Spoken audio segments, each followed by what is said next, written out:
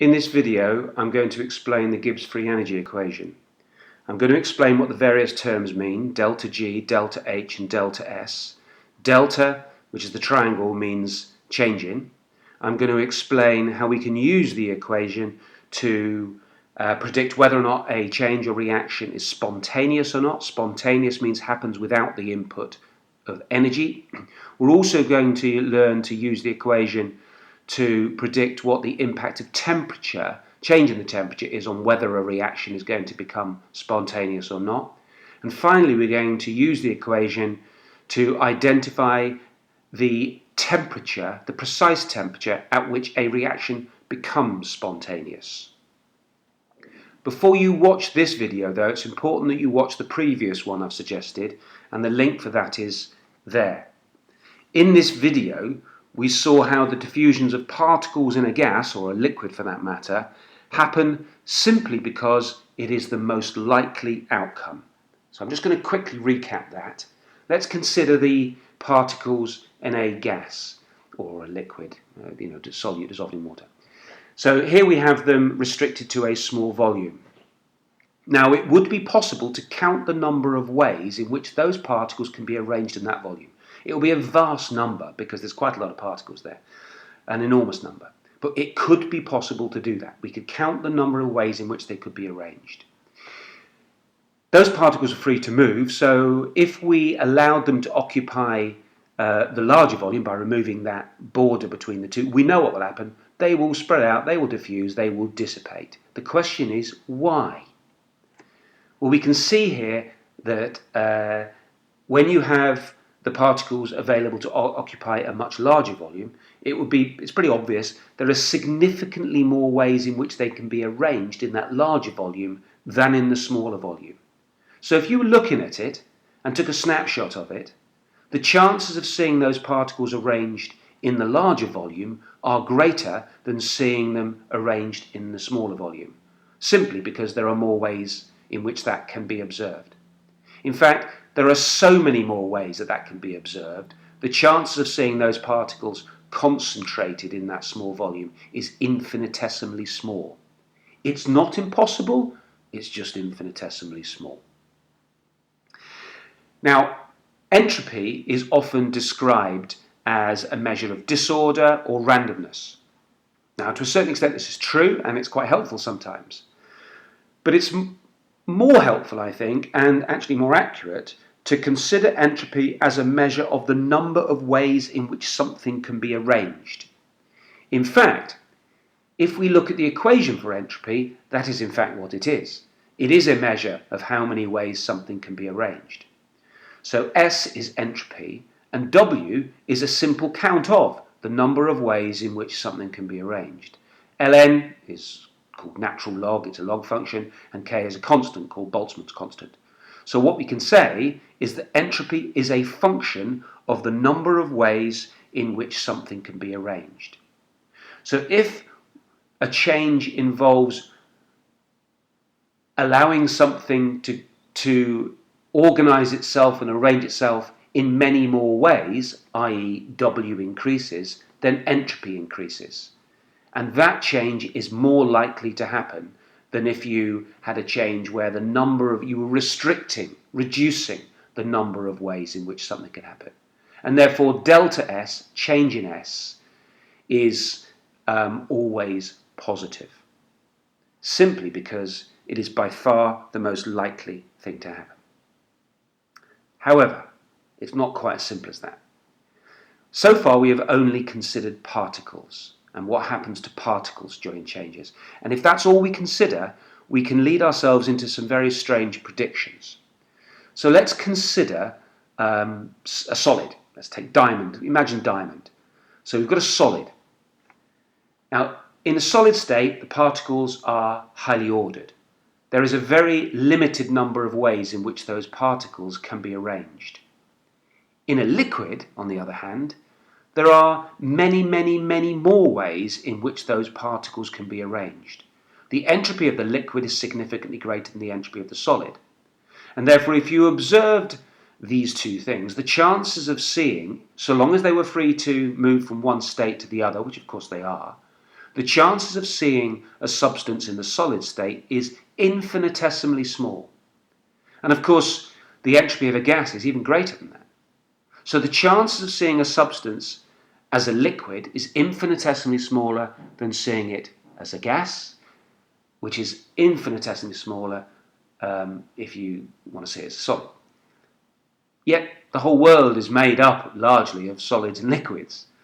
So we've kind of got ourselves a bit of a problem here. And that's because we haven't considered the role of energy. And what we're going to do now is we're going to try and look at energy from an entropy point of view. Let's consider a hot metal and a cold metal. Now the hot metal is hot because it contains energy. And I want us to consider energy as a series of packets. So there's packets of energy. And those packets of energy can be located within the particles. So the hot metal has more packets of energy than the cold metal. Now when we put those two blocks of metal together, we know that the energy is free to move. And of course we know that that energy will dissipate itself. But the question is why? Well, let's look at the number of ways in which the energy can be arranged if it's concentrated just within the one block. And then compare that with a number of ways in which the energy can be arranged and organized within the larger block. Now clearly there are many, many more ways in which those packets of energy can be organized, arranged in the larger block than if they were just concentrated in the smaller block. And therefore, if you were observing it, the chance of seeing the energy dissipated is significantly greater than observing that energy just concentrated. And therefore, when we observe it, we observe the energy having dissipated.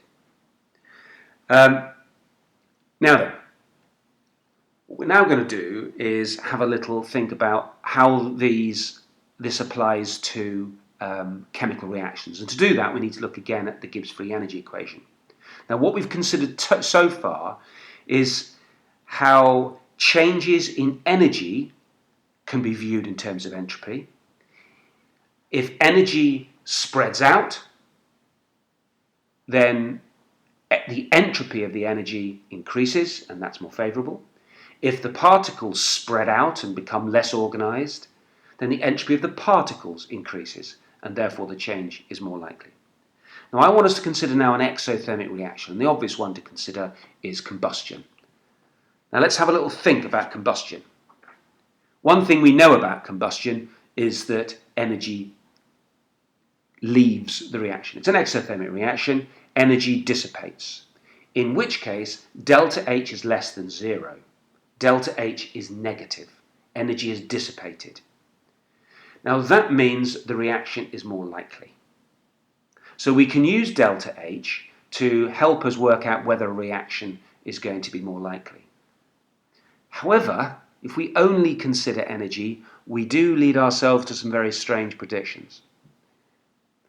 Now here we have some tarmac. Now this is a picture of India last summer when the temperature reached over 50 degrees centigrade, and as you can see the tarmac has melted. Now when the tarmac melted, it was spontaneous and it was endothermic, because energy from the sun was absorbed by the tarmac. Energy became concentrated within the tarmac, yet it was spontaneous. So we had a reaction which was spontaneous, where energy went from a disordered a state where it could arrange itself in many ways to a highly concentrated state where it couldn't arrange itself in many ways. And therefore the entropy of the energy decreased.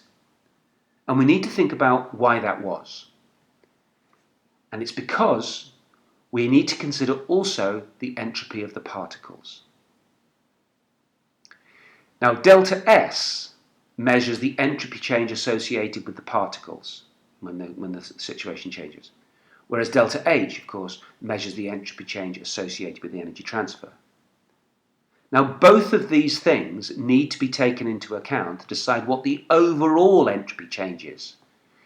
And we can consider that delta G is a measure of that. It's a measure of the overall entropy change, taking into account the entropy change associated with the energy change, the heat change, which is delta H, and the entropy change associated with the change in entropy of the particles, which is measured by delta S. Now, when you have it's not hard to work out from this that if delta G is less than 0, then the reaction will have resulted in an overall increase in entropy, and it'll be spontaneous. Now, why delta G less than 0? Because delta H being negative, of course, will result in an increase in entropy of the energy. So there's a negative value there, and we're taking away the delta S value. If delta S for the particles is positive, i.e. is an increase in entropy, then that's favourable. It means the particles are spreading out, more ways to organise themselves. We'd be taking away a positive, so we'd have a negative delta H, taking away a positive value, which becomes negative. So when delta G is negative, the reaction is spontaneous. If delta G, on the other hand, is positive, the reaction is not spontaneous. And then we reach the really interesting situation of that particular moment, that point, that exact point where delta G is 0. And at that point, the reaction is neither spontaneous or is both. It's reached equilibrium. Okay, now what we're going to do is have a little think about how delta H and delta S might need to change to affect delta G. You could probably work this out yourself, but I'll just quickly summarise it. So reactions are going to be spontaneous if delta H is negative and delta S is positive. They'll always be spontaneous because you've got a negative number, delta H, taking away a positive number. It'll always be a negative number. On the other hand, reactions will never be spontaneous if delta H is positive, i.e. endothermic, and delta S is negative, because there you will have a positive number taking away a negative number. In other words, a positive number adding a positive number. Delta G will always be positive in that situation. What I now want to do is apply this understanding to some changes. The first one I want us to consider is the crystallization of a solute from a solution as it cools slightly. Now, of course, the first thing we need to recognize is that we know this happens. So we know it's spontaneous sometimes. So let's try and work out why that is. Well, what do we know? We're going from a dissolved solid to a solid. We are going from a situation where the particles are free to arrange themselves in many ways to ones where they can only arrange themselves in a few ways. We are increasing the order. Delta S is negative. In other words, we are decreasing entropy. But because we are making bonds, we know that's going to be an exothermic process. Energy is released, so delta H is negative in that situation. So let's summarize that here.